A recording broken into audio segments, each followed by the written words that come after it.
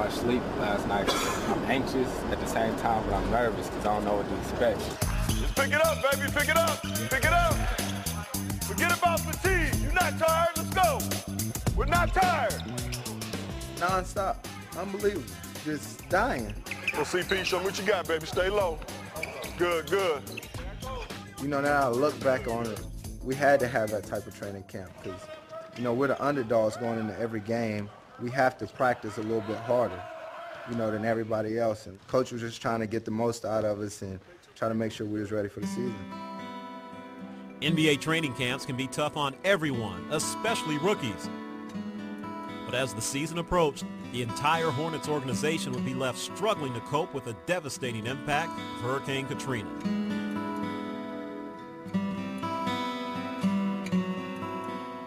I remember being back home in North Carolina, just watching it on TV. It didn't look real. Guy on our team, P.J. Brown, he lost just about everything. Guys that work for our team lost just about everything. You know, they were like, I don't know what we're going to do. I don't know what we're going to do. In stepped Oklahoma City, which gladly opened its arms after living through its own tragedy just a decade ago. It was a positive environment for the blossoming of a star rookie who carried the hopes of not one, but two cities. I think that's why the people of Oklahoma can relate with our team, because this tragedy that we faced with the hurricane is very similar in that people lost a lot of loved ones, and it's something they had to rebuild from and move on. So I think that's definitely a bond that brings us a little bit closer to the city. Oklahoma City was home for the Hornets, but when the team made its only visit of the season to Charlotte, Chris was happy to reconnect with his roots. I mean, this is home. These are all the people who helped me grow up and everything, and to just see how many people are coming out and supporting me, it's something special. Under a minute remaining in the first half. Chris Paul, the one-handed runner. And a crowd of 500 plus on their feet cheering for Chris Paul. I'd never been away from home for that long, and I think I got to go home one day. Louisville, North Carolina. It's a little town right outside of Winston-Salem. Everyone's just so nice and genuine. We're headed back to my parents' house, the house where myself and my brother, that's where we grew up. This is a court my dad had built for me and my brother when I was in the 5th grade. When it was just me and my brother, it'd be me and him versus two other imaginary guys. We'd come down, act like we blocking their shots and score and dunk, different things like that.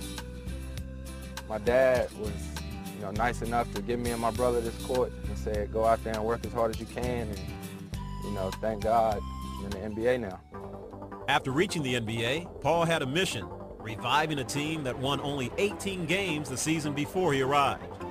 I think going into the season, a lot of people had us picked to finish last, so I tried to accept the challenge. Paul was becoming a force for the Hornets, and it wasn't long before opposing teams took notice. Steve, you got Chris Paul. He's a big key. You just can't run beside your guy because he'll go up people's backs. He's tricky and with the ball, and he'll do everything he can to get to the rim. This is Chris Paul, little stutter step for the bucket plus the foul. My favorite thing to do is to make a nice play and to feed one of my teammates and let them score. You know, I just try to do whatever I have to do to help us win. Rebound Hornets out to Chris Paul. Paul onto the rim. Alley-oop slam dunk. Chris's play drew attention around the league. He was rewarded for his strong first half with a trip to All-Star Weekend in Houston, where he participated in the Skills Challenge and the Rookie-Sophomore game. For me, this is my first one. First time I ever been here. I want to see what it's all about, especially like when all the stars and stuff get here, because I'm 6 foot. You know, I can blend in with anybody. You know what I mean? A lot of times I go places, nobody would even know I even played in the NBA or anything like that. So then when you get KG and Shaq, 6'9", 7, all these 7-footers, you know, everybody runs to them. I'm going to create this space on you, see? With these skips right here. Woo! Woo! Paul gets his first points of the game. I get it up there fast. Steal by Chris Paul, and guess what? Huh? You dunk? Yeah. I got like 4 dunks on the season. Yeah. Even though the rookies didn't win the game, All-Star Weekend was everything Chris could have imagined.